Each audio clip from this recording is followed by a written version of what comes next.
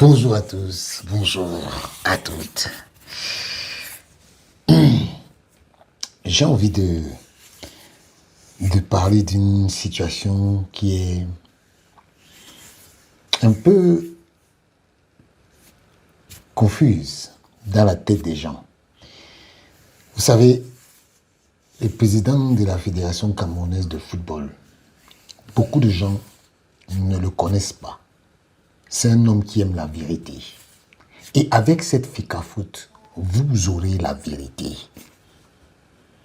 C'est toujours moi qui suis venu lire le communiqué de la sanction de Samuel Eto'o. Et aujourd'hui, le secrétaire général de la Fédération camerounaise de football a fait un communiqué. Je vous lis d'abord le communiqué avant de vous expliquer. Communiqué numéro 03-2026 FECAFOOT/PDT/SG. La Fédération camerounaise de football prend acte de la réponse transmise ce jour par la commission disciplinaire de la Confédération africaine de football, confirmant que le délai de dépôt du mémoire d'appel ne commencera à courir qu'à compter de la notification des motifs de la décision rendue contre le président de la Fédération camerounaise de football. Cette clarification procédurale est bienvenue. Toutefois, la FECAFOOT s'étonne du contraste entre la célérité observée dans la prononciation de la sanction, moins de 2 heures après l'audience, et les délais prolongés, voire indéterminés, que l'on constate sur la communication des motifs d'une décision qui affecte la réputation et l'honneur du président de la fédération dans l'exercice de ses fonctions. Ce décalage ne constitue pas un cas isolé. Il convient de rappeler qu'à l'occasion d'un précédent dossier disciplinaire, il avait fallu plus de 9 mois pour obtenir successivement les motifs, la décision complète, puis la fixation d'une date d'audience. La FECAFOOT réaffirme son attachement à une procédure équitable, au respect des délais raisonnables et à l'effectivité des voies de recours. Elle restera vigilante quant aux exigences de ses garanties fondamentales, à l'honorabilité de ses membres et au-delà, et à la crédibilité de la gouvernance sportive du continent et dans le monde. Fait à Yaoundé le 22 janvier 2026. Le secrétaire général Mandon Isaac Noé. Ok. Le président, la Fédération camerounaise de football, à travers ce communiqué, nous donne beaucoup d'informations. Et j'aimerais d'abord vous dire que dans cette Coupe d'Afrique des Nations, le jury disciplinaire s'est plié en majorité sur 3 cas. Le jury disciplinaire s'est plié sur le cas du premier vice-président de la Fédération tunisienne de football qui a copieusement insulté une hôtesse d'accueil, celle qui s'occupait de ranger les personnalités sur leurs places respectives. Et cette dame a été copieusement insultée, et parce qu'elle avait dit au premier vice-président de la fédération tunisienne lors du match Tunisie-Nigeria qu'il ne pouvait pas s'asseoir à côté du président de la Confédération africaine de football. Elle a été copieusement insultée. Mais rendez-vous compte, le premier vice-président de la Fédération tunisienne de football a reçu une amende de 0 francs et une suspension d'un seul match. Le président de la Fédération camerounaise de football a été suspendu de 4 matchs et de 20 000 euros, 20 000 dollars. Et les Algériens, des joueurs algériens ont subi une sanction qui partent de 4 matchs. 4 matchs, 2 avec sursis pour 2 joueurs et 100 000 euros, 100 000 dollars d'amende pour tous les dégâts qu'ils ont commis. Je tiens déjà à vous dire que par rapport à ce que le président de la FECAFOOT on dit avoir fait, parce que on dit que le président de la FECAFOOT a protesté et il a demandé, il a eu une altercation avec le président de la Fédération mauritanienne de football. Le président de la Fédération mauritanienne de football, en commission, lui-même a nié. Il a dit qu'il n'a jamais été question d'altercation entre lui et Samuel Eto'o. Que Samuel Eto'o a été vindicatif dans ses réclamations dans le match Maroc-Cameroun, mais il n'a jamais été agressif, ni avoir une altercation. Il a dit en commission et c'est enregistré. Mais Samuel Eto'o a eu 4 matchs avec sursis et 20 000 dollars d'amende. Vous-même, vous avez vu le désordre que les joueurs, les encadreurs et les officiels algériens ont commis. Je pars encore plus loin. Le match Nigeria-Maroc, ce qu'on a reproché à Samuel Eto'o, le président de la Fédération royale marocaine a été pareil, a fait la même chose, sinon même pire. Il a insulté les arbitres devant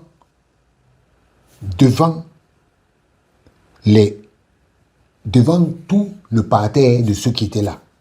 On a vu les images. Alors, laissez-moi donc vous dire que quand il s'agit du cas Eto'o à la CAF, ça ameute les gens. Le président de la Fédération royale marocaine a insulté en plein comité exécutif, pleine réunion du comité exécutif. Il a traité le président de la Fédération nigérienne de football de fils de pute. Son dossier est où? Aujourd'hui, ils sont partis, ils ont vu le président de la fédération nigérienne. Aujourd'hui, le président de la fédération nigérienne dit à un journaliste, je ne peux pas confirmer, je ne peux pas infirmer. Et un autre jour, on sort le communiqué à la fédération, après le communiqué disparaît. Vous croyez que vous faites mal à qui? Vous êtes en train de démontrer tout ce que je dis depuis, que la CAF est corrompue. C'est une institution corrompue. Je n'ai pas besoin de faire un film. Vous-même, vous voyez. Quand j'avais commencé avec l'histoire des arbitres, vous-même, vous avez vu. Donc, je vais revenir sur le communiqué de M. Mandon Isaac Noé pour vous expliquer un peu ce que veut dire ce qu'il a écrit. Il dit, la Fédération camerounaise de football prend acte de la réponse transmise ce jour par la commission disciplinaire de la Confédération africaine de football, confirmant que le dépôt du mémoire d'appel ne commencera à courir qu'à compter de la notification des motifs de la décision rendue par son président, M. Eto'o fils. Voilà une commission comme le jury disciplinaire où il y a un incompétent là-bas qui est sénégalais. Oui, c'est un Sénégalais. Et cet incompétent prend le courage d'envoyer une décision pour suspendre un président de fédération, qui plus est membre du comité exécutif sans donner les motifs de la décision qu'il a donnée. On vous dit, vous êtes suspendu et sans aucun motif. Vous comprenez que on marche sur la tête à la Confédération africaine de football. Quand on vous dit qu'il n'y a pas de gouvernance, vous voyez que c'est le jour. On ment, on ne ment pas. C'est la vérité. C'est la vérité. Et toutes ces commissions sont pilotées de main de maître par le secrétaire général. Et c'est la vérité. Je vous dis, quand je vous dis souvent, vous croyez que je mens. Je ne mens pas. Parce qu'on a un secrétaire général qui est d'abord incompétent. Même son propre travail ne sait pas faire. Mais il est là-bas. Il atteint la limite d'âge. On ne veut pas le faire partir. Il va partir. Il va partir. En tout cas, je continue en disant, cette clarification procédurale est bienvenue. Toutefois, la FECAFOOT s'étonne du contraste entre la célérité observée dans la prononciation de la sanction, moins de 2 heures après l'audience, et les délais prolongés, voire indéterminés, qu'on constate dans la communication des motifs d'une décision qui affecte la réputation et l'honneur du président de la fédération dans l'exercice de ses fonctions. Mais justement, vous avez vu où? Dans n'importe quel tribunal, on ne peut pas rendre une décision en 2 heures. On ne peut pas rendre une décision en 2 heures. Donc, pour moi, je dis que ces gens sont dans une complicité. Il faut à tout prix qu'il y ait une sanction contre Samuel Eto'o. Parce que je ne sais pas de quoi ils ont peur. Je ne sais pas. Et il continue, ce décalage ne constitue pas un acte isolé. Il convient de rappeler, à l'occasion d'un précédent dossier disciplinaire, il a fallu plus de 9 mois pour obtenir successivement des motifs, la décision complète, puis la fixation d'une date d'audience. Oui, quand il s'agissait de parler de l'affaire de 200 000 $ qu'on avait donné comme sanction à Samuel Eto'o. Vous vous imaginez? Vous vous imaginez? Et parlant de sanctions de 200 000 $, vous vous êtes rendu compte que la décision pour les joueurs algériens a pris combien de temps?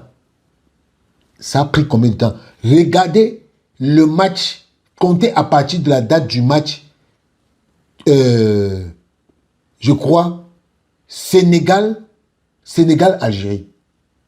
Regardez à partir de cette date-là pour savoir. Sénégal-Algérie.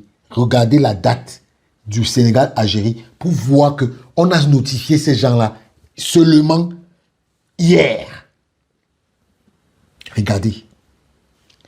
Et pour Samuel Eto'o, on l'a suspendu là. Vous ne comprenez pas quoi. Vous ne comprenez pas quoi.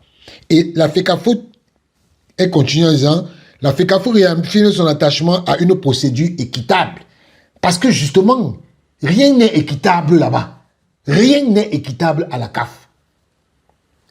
On doit sanctionner Fouzi les gens, on ne le sanctionne pas. Il commet des gaffes, on ne le sanctionne pas. Qu'est-ce que vous pensez que elle a dit au respect des délais raisonnables et l'effectivité des voies de recours. Mais justement, on ne respecte aucun délai là-bas. Et vous nous dites que vous avez une CAF qui est gérée par qui? Par qui? Si même les membres du comité exécutif souffrent du manque de sérieux des commissions, vous pensez que elle sera sérieuse? Comment je veux dire ça? Vous pensez que cette CAF sera sérieuse avec qui? Elle sera sérieuse avec qui? Quand vous avez même un secrétaire général qui ne respecte pas les normes de nomination, vous voyez que la CAF la respecte quoi?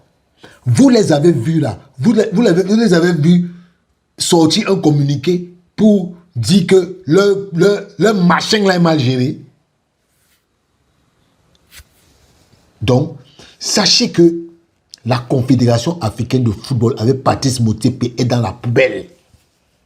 Elle est dans la poubelle. Si vous ne voulez pas accepter, n'acceptons pas. Mais depuis que je dis ça, je crois que le message est déjà en train de rentrer. La majorité de ceux qui me suivaient depuis comprennent maintenant où j'allais depuis longtemps. Avec des secrétaires généraux où l'argent va dans leur compte comme sans contrôle. Quand on veut venir faire l'audit, ils se fâchent. Voilà. Il attend ses 400 000 $ hein, de la CAN pour partir.